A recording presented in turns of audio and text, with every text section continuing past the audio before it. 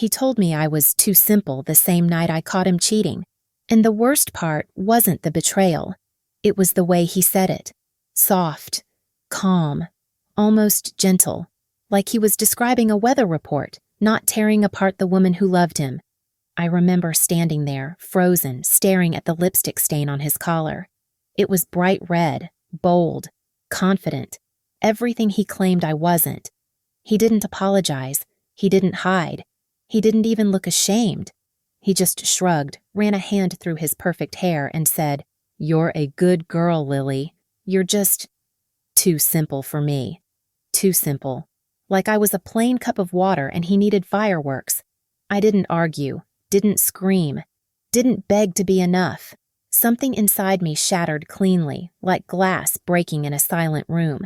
He didn't see it. He wasn't looking. I walked out before he could finish explaining why hurting me was somehow my fault. He called after me, not because he cared, but because he expected me to stay small. I didn't. The moment I sat in my car, hands shaking on the steering wheel, I promised myself something. Not revenge, not payback. Transformation. A version of me he wouldn't recognize. A version he didn't believe could exist. The first week hurt like hell. I cried until my eyes burned. I replayed every memory, every moment I'd softened myself just to keep his love. Every time he'd told me I wasn't outgoing enough, not sexy enough, not adventurous enough. Every insult disguised as advice. Every joke meant to shrink me.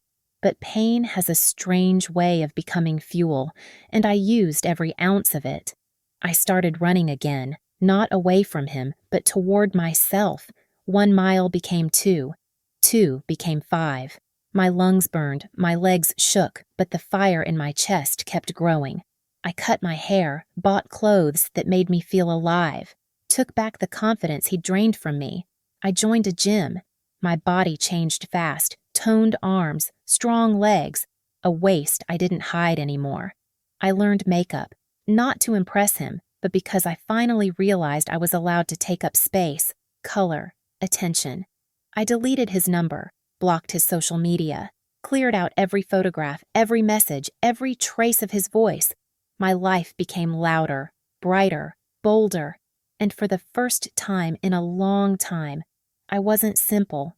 I was evolving. Weeks turned into months. My confidence became undeniable. People noticed. Men noticed. Strangers smiled at me in grocery stores. Coworkers complimented me in ways they never had before. But the real shift happened inside. I started liking the woman I saw in the mirror, not because she was prettier, but because she was finally mine. The first time he saw the new me was at a mutual friend's birthday party. I didn't know he'd be there, didn't dress for him, didn't think about him. But when I walked in, the room actually went quiet for a second. I felt eyes on me. Then I heard his voice. "Lily?" I turned slowly. He looked like he'd been punched in the chest. His jaw dropped. His eyes widened. He scanned me up and down like he was seeing a ghost, or a fantasy he never believed could be real. He walked toward me, panic hidden under a shaky smile. You look amazing," he said. I didn't reply, not because I was trying to hurt him. I just didn't have anything left to say to a man who threw me away like a used receipt. He tried again. "You've changed." I gave him a small, calm smile. I grew. His face tightened. He followed me around the party like a shadow, trying to talk, trying to get close, trying to figure out how the woman he called too simple became someone other men couldn't stop staring at. He asked if we could talk in private. I told him no. He tried to compliment my body, my style, my confidence, the same qualities he made fun of before. But the real karma came 2 weeks later. He showed up at my apartment, not with arrogance, not with excuses, with desperation. He said the girl he cheated with left him, said she only wanted attention, not him, said he missed what we had, the softness, the stability, the way I loved him without games. He said he wanted another chance.